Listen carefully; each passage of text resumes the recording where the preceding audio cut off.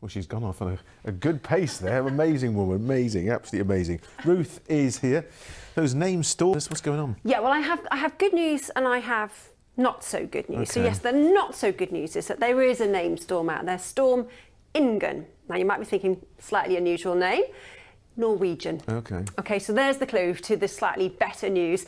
Yes, there is a storm brewing out there, Storm Ingen, named by the Norwegian Met Office. Now, here's a phrase I don't use very often on Wales at 6. Explosive cyclogenesis. This is the science bit. And I know it's that time of the day where you're probably a bit kind of, oh gosh, what's she on about now? But explosive cyclogenesis is basically where the pressure in that system drops very, very quickly. And what does that mean? Well, it basically means some very, very nasty weather, some very wet and windy conditions. Now, the good news is Storm Ingen is going to miss the UK pretty much altogether, but northern parts of Scotland and North England could well see the remnants. Here, though, further south, as you can see, high pressure. There's Storm Ingen just sort of swooping across the north and heading towards Norway, but here, thankfully, as I say, we miss the worst of it.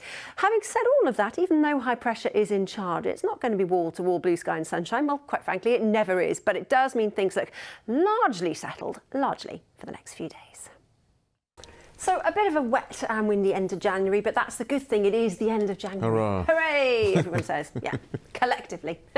Ruth, thanks very much indeed.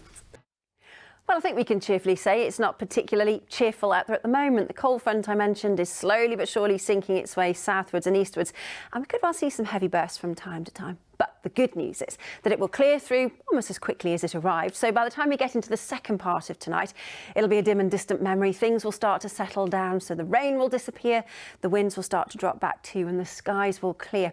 So this means further inland, certainly in more sheltered rural spots, the possibility of a touch of grass frost by the early hours of tomorrow morning, with temperatures hovering at around freezing or possibly just above, particularly out towards coastal areas. So it is going to be a bit of a chilly start to your Thursday. The frost will hang around for quite some time because of the sunshine doesn't have much strength at the moment. It's building, it will get there. And actually, as the morning progresses, things will cheer up, and actually certainly more in terms of blue sky and sunshine than we saw out there today. In fact, for much of Wales, there was hardly any blue sky at all.